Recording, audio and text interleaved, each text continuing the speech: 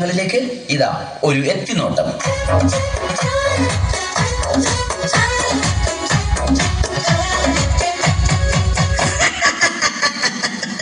നമസ്കാരം, ഞാൻ ആൻഡപ്പൻ, ഈ വീടിന്റെ ഗൃഹനാഥൻ. ആൻഡപ്പൻ എന്ന പേര് പോലെ തന്നെയാണ് എന്റെയും അവസ്ഥ.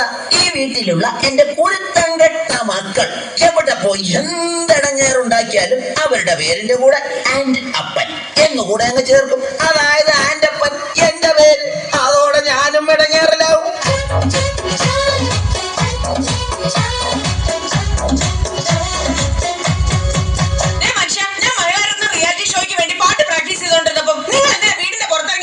ഞാൻ പുറത്തിറങ്ങി നിന്നില്ലെങ്കിലേ നാട്ടുകാരി വിചാരിക്കും ഞാൻ നിന്നെ പിടിച്ച് തല്ലിയിട്ട് നീ കിടന്ന് കരയുകയാണെന്ന്.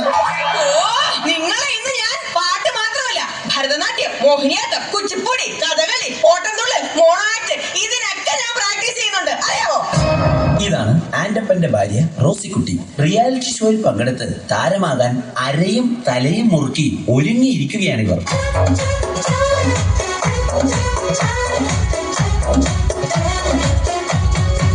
പ്രിയപ്പെട്ട അപ്പച്ചനും അമ്മച്ചിക്കും മൂത്ത മകൻ കാതികൻ മാത്തുക്കുട്ടിയുടെ 1000 അഭിവാദനങ്ങൾ.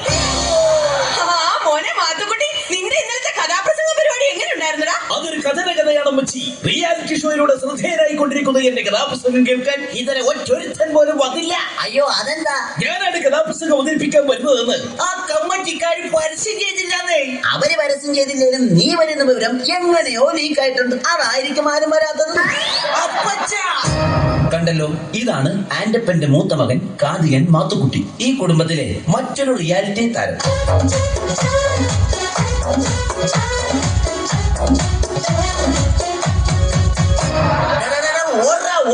എന്റെ കൺമുമ്പിൽ കണ്ടുപോരുത് അവന്റെ ഒരു ഒടുക്കത്തെ സിനിമാറ്റിക് ഡാൻസ്. എന്താ അപ്പ ചെയ്ത്? അല്ല, അവൻ എന്നെ ചെയ്തിട്ടാ? ഇന്ന് രാവിലെ ഞാൻ കുളിക്കാൻ കയറിയ നേരത്തെ ഇവൻ ഫയർ ഡാൻസിന്റെ റിഹേഴ്സൽ ആണെന്ന് പറഞ്ഞ് മണ്ണെണ്ണ വായിലെടുത്തിട്ട് തീ ഊതി. ഞാൻ അലക്കിട്ട എന്റെ ആകെ കൂടെയുള്ള 2 മൂണ്ടിവൻ കത്തിച്ചു കളഞ്ഞ്. അറിയാവോടാ നിനക്ക്? അപ്പൊ നിങ്ങൾ ഇപ്പൊ കൊടുത്തിരിക്കുന്നോ? ഇത് നിന്റെ അടിപ്പാവാടയാ. ഈ വന്നതാണ് ഈ വീട്ടിലെ ഇളയ താരം, സിനിമാറ്റിക് ഡാൻസുകാരൻ ജോണിക്കുട്ടി. ഇതും മറ്റൊരു റിയാലിറ്റി താരമാണ്. ചാനലൊന്നും തുറക്കുമ്പോൾ കാണാം അതിലെന്നും റിയാലിറ്റി ഷോയുടെ തരംഗം. എത്ര കലകളെ പലരും എടുത്തിട്ട് SMS കുരുക്കുവാൻ ബഹളം. എന്റെ കർത്താവേ, ഇത് ഞാൻ എങ്ങനെ സഹിക്കും? എടീ, ഇറങ്ങി വാടി ഇങ്ങോട്ട്. എന്റെ മോന്റെ ഭാര്യയാണെന്നൊന്നും ഞാൻ നോക്കത്തില്ല. ഇറങ്ങി വരാൻ.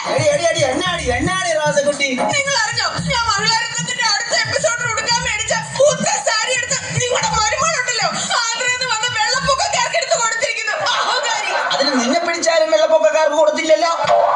വേണല്ലോ, അവൾ അതും ചെയ്യും, അതിന്റെ അപ്പുറം ചെയ്യും. എടി മോളി, ഇങ്ങോട്ട് വാടി. നിന്നെ ഇന്ന് ഞാൻ എന്താ നിങ്ങൾ വന്ന് തൊള്ള തുറക്കുന്നത്? എടി, അമ്മച്ചിയുടെ സാരി പിച്ചക്കാർക്ക് എടുത്തു കൊടുത്തോ? ഓ, റിയാലിറ്റി ഷോ. ഇങ്ങനെ റിയാലിറ്റി പ്രാന്തുള്ള കുടുംബത്തേക്കാണല്ലോ എന്റെ കർത്താവേ എന്നെ കെട്ടിയെടുത്തത്.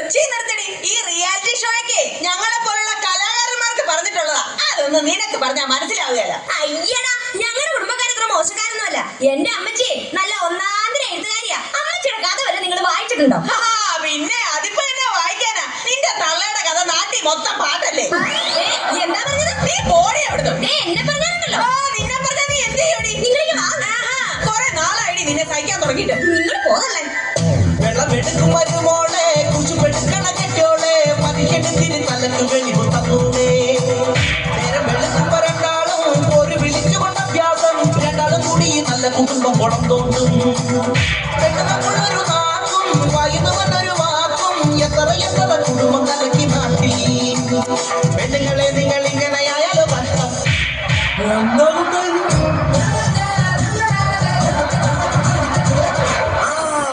വന്നല്ലോ. എല്ലാത്തിനും കുറ്റം പറയണ എന്റെ പൊന്നാരളിയൻ വന്നല്ലോ. എന്താ ഇതളിയ? പെങ്ങളെ മോളെ തല്ലുന്നത് അപ്പനായാലും ഭർത്താവായാലും ഒരു താളവും ബോധമൊക്കെ വേണ്ടേ? എന്റെ പൊന്നളിയ, എരിയുന്നതിനെ എണ്ണ ഒഴിക്കാതെ ഒന്ന് കടന്നു പോകുന്നുണ്ട്. ഷഡ്ജം ഒന്ന് ഇറങ്ങി പോടാ.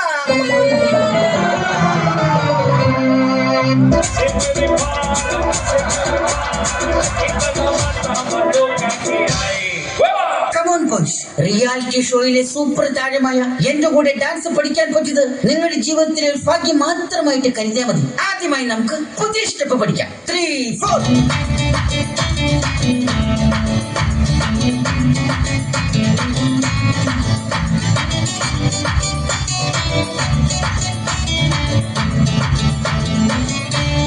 4. അപ്പൊ ഓക്കെ, ഇപ്പൊ മനസ്സിലായോ?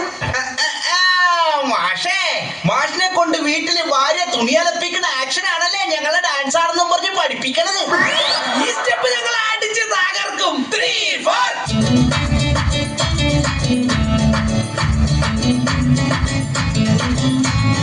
നിർത്തടാ, ഇതെന്നാ കോപ്രാവൊക്കെയാണ് കാണിക്കുന്നത്.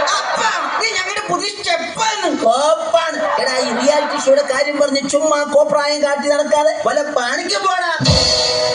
അച്ഛാ, നാളെ എന്റെ കഥാപ്രസംഗ മത്സരത്തിന്റെ ഫൈനലിലേക്കുള്ള സെലക്ഷനാ. അപ്പൊ ഇവരാരാ?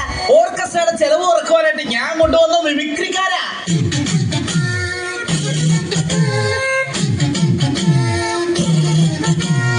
എടാ മാത്തുക്കുട്ടി, നിന്റെ കഥ ഇതുവരെ അമ്മച്ചു കേട്ടില്ലല്ലോടാ. നിങ്ങൾക്ക് വേണ്ടി കഥയുടെ ഒരു ചെറിയ ഭാഗം ഞാനിവിടെ അവതരിപ്പിക്കുകയാണ്. Correct music. അതാ കിഴക്കേ ചക്രവാളത്തിൽ പ്രഭാതം പൊട്ടിവിടുന്നു. എന്താണത് മനസ്സിലായില്ലേ? ഇത് സുപ്രഭാതം പൊട്ടിവിടുന്ന സൗണ്ടാണ്. 1975 കോമഡി ആയിട്ടാവും വരും. സഹൃദയരെ, എടാ പൊന്നു മോനെ, നീ കഥ പറ.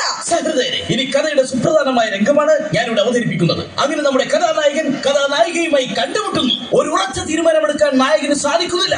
നായകന്റെ കൂടെ പോകണോ അതോ തിരിച്ച് വീട്ടിലേക്ക് പോകണോ എന്നൊരു തീരുമാനമെടുക്കാൻ നമ്മുടെ നായികക്ക് കഴിയുന്നില്ല. നായകന്റെ കൂടെ പോകണോ അതോ വീട്ടിലേക്ക് പോകണോ? വീട്ടിലേക്ക് പോകണോ അതോ നായകന്റെ കൂടെ പോകണോ? നായകന്റെ മനസ്സു വീണ്ടും അങ്കമാലിയിലായി. അങ്കലാപ്പിലായി. അവൻ ചിന്തിക്കുകയാണ്, നായികയും കൂട്ടി വീട്ടിലേക്ക് പോകണോ അതോ ഒറ്റയ്ക്ക് പോകണോ? നായികയും കൂട്ടി വീട്ടിലേക്ക് പോകണോ അതോ ഒറ്റയ്ക്ക് പോകണോ? അങ്ങനെ പ്രതിസന്ധിയിലായ നായകൻ ദുഃഖഭാരത്താൽ പുഴയിലേക്ക് എടുത്തൊരു ഒറ്റ ചാട്ടം. സഹൃദയനെ, വെള്ളത്തിൽ നിന്നും ഇങ്ങനെ മുങ്ങിപ്പൊങ്ങിക്കൊണ്ട് അവൻ കരയിൽ നിൽക്കുന്ന നായികയെ നോക്കി പറഞ്ഞു. ഇട വെള്ളത്തിൽ നിന്ന് പൊങ്ങി വന്നവൻ കരയിൽ നിൽക്കുന്ന നായികയെ നോക്കി പറഞ്ഞു. നായികയെ നോക്കി പറഞ്ഞു, ഇറങ്ങി പോടാ. ഇവർ പങ്കെടുത്ത റിയാലിറ്റി ഷോയിലെ ഒരു കടുത്ത മത്സരത്തിന് ശേഷം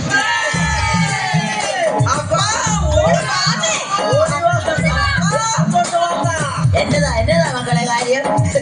എന്റെ പൊന്നപ്പ, റിയാലിറ്റി ഷോയിലെ എല്ലാ ഐറ്റത്തിലും ഞങ്ങൾ എല്ലാവരും ഫൈനലിലെത്തി. മനുഷ്യ കേട്ടോ, ഞങ്ങൾ എല്ലാരും ഫൈനലിൽ എത്തിയത്. അപ്പൊ നമുക്ക് എല്ലാവർക്കും ഫ്ലാറ്റ് കിട്ടുമോ? ജയിച്ചു കഴിഞ്ഞാൽ ഓരോരുത്തർക്കും ഓരോ ഫ്ലാറ്റ്. ഫൈനലിൽ എത്തിയിട്ട് എന്നാ കാര്യം? ജയിക്കണമെങ്കിൽ SMS കിട്ടണമല്ലോ. അതിനുള്ള വഴി ഞങ്ങൾ കണ്ടിട്ടുണ്ടല്ലോ. അതെന്താണ് ആ വഴിയൊന്ന് പറഞ്ഞു തന്നാട്ടെ. അടിച്ചോടിക്കണ അപ്പച്ചന്റെ കയ്യും കാലും.